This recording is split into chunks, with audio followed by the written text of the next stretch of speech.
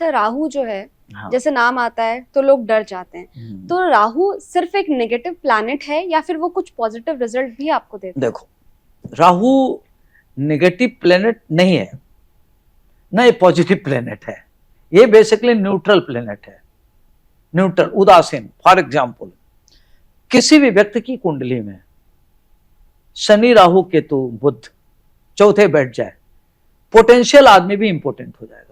तो मतलब उदासीन होता है वो, उसकी अपनी कोई भूमिका नहीं है। जैसे किसी की मान लो शादी हो गई, 7वें भाव में बैठा है, पुरुष है या महिला है, उसका दाम्पत्य जीवन खराब हो जाएगा क्योंकि पर्सनल लाइफ ही खराब होगी। तो वह उदासीनता को इंडिकेट करता है। वह अगर किसी पोटेंशियल ग्रह के साथ है, जैसे मान लो मंगल के साथ है, तो बहुत ज्यादा सूरवीर बना देगा। शनि के साथ है तो बहुत बड़ा संत बना देगा। बृहस्पति के साथ है तो बहुत बड़ा ज्ञानी बना देगा। मतलब अगर बुध राहु के साथ है तो बहुत बड़ा मक्कार बना देगा। अच्छा, अच्छे के साथ जाएगा तो अच्छा कर देगा, बुरे अगर के साथ अगर जाएगा वो तो बुरा राहु करेगा। चंद्रमा के साथ बैठा है तो आदमी को डिप्रेशन में ला देगा, मेंटली उसकी इल कर दुश्मनी देगा, चंद्रमा से। दुश्मनी से। तो इस तरीके से वो जिसके साथ होता है उसी की हिसाब से उसको प्रभावित है। तो राहु के बारे में न तो अच्छा सोचने की जरूरत है, न बुरा सोचने की जरूरत है। राहु की महादशा में हमने देखा बहुत लोगों को, जैसे आपने अभी ममता बनर्जी है, मान लो आप, 18 साल उनकी राहु की दशा चली। आप देख लो, राजनीति प्रकाष्ठा पर है। जैसे बृहस्पति आया, धड़ाम में गिर गए। बहुत ऐसे लोग हैं जो राजनीति में जैसे राहु की दशा आई और राहु उनका अच्छी जगह पर है तो राजनीति में सर्वोच्च पद पर आ गए।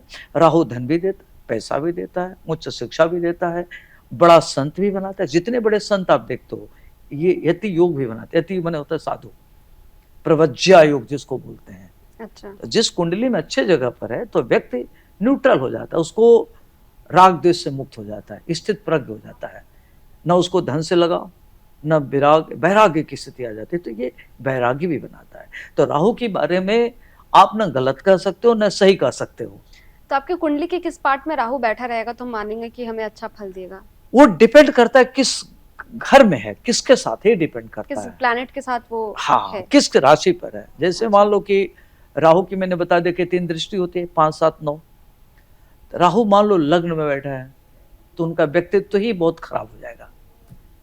अच्छा, व्यक्तित्व बहुत डेविएटेड होगा, उसकी मूड का कोई भरोसा नहीं है, मूड स्विंग करेगा, कब क्या करेगा कुछ नहीं कहा जा सकता। दूसरे भाव में हो गया, आदमी बहुत झूठ बोलने वाला होगा, बहुत अच्छा बातें करेगा, शब्दों का व्यापार करेगा, योजनाओं का व्यापार करेगा। तीसरे भाव में होता हार्ड वर्किंग होगा, बहुत ज्यादा पराक्रमी होता है। तीसरे, छठे, 11 में बहुत बढ़िया फल देता है। तीसरे में व्यक्ति को पराक्रमी बनाता है, छठे का रोग और शत्रु का नाश करता है, 11वें में अकूत संपत्ति देता है, और चौथे और 10वें में राजनीति में बड़ा चीज दे देता है, लेकिन मात्र सुख हनन कर लेता है। जब राहु की दशा चला राजीव गांधी का, तो पायलट थे, पायलट की नौकरी छोड़ करके माँ उधर मरी, उन्होंने माँ का सर्वोच्च सुख उनका खत्म हुआ राहु की दशा की वजह से। राहु में केतु चल रहा था। अच्छा, तो पायलट थे वो, उनकी माँ मरी तो सर्वोच्च सुख, माँ से बड़ा कुछ तो होता नहीं है, मातृ सुख का नुकसान हुआ और देश का सर्वोच्च पद मिला। चालक से सीधे देश के चालक बन गए, प्रधानमंत्री बन गए। तो एक्सट्रीम उन्नति और एक्सट्रीम अवनति, एक एक्सट्रीम सुख छीन लिया, माँ का छीन लिया, दूसरा देश के सर्वोच्च पद पर पहुंचा दिया। पहला ऐसा व्यक्ति है जो सीधे बिना इलेक्शन लड़े सीधे प्रधानमंत्री बना। तो राहु की ये भूमिका आप देखो, सर्वोच्च सुख छीन लिया, सर्वोच्च पद दे दिया।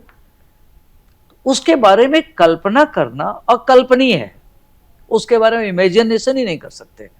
राहु की भूमिका बहुत जबरदस्त होती है, वो आपको कितना आगे बढ़ा देगा, अनप्रेडिक्टेबल ग्रह है, उसके बारे में आप प्रिडिक्ट नहीं कर सकते ये क्या होगा।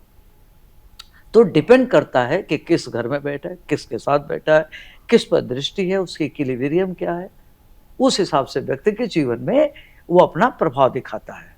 क्या आप जानते हैं श्री कृष्ण ही काली है? क्या आपको पता है राधा जी ने श्री कृष्ण के सामने कौन सी 3 शर्तें रखी थी? क्या आप जानते हैं कि द्रौपदी पिछले जन्म में कौन थी और उन्हें 5 पति कैसे मिले? स्तुति चैनल पर सोमवार से शुक्रवार हम लेकर आ रहे हैं ऐसी ही पौराणिक और रहस्यमय कहानियों की खास सीरीज, जहां हर कहानी में छिपा है धर्म, रहस्य और जीवन का गहरा सच। तो अभी स्तुति चैनल को सब्सक्राइब कीजिए और इस अद्भुत सफर का हिस्सा बनिए।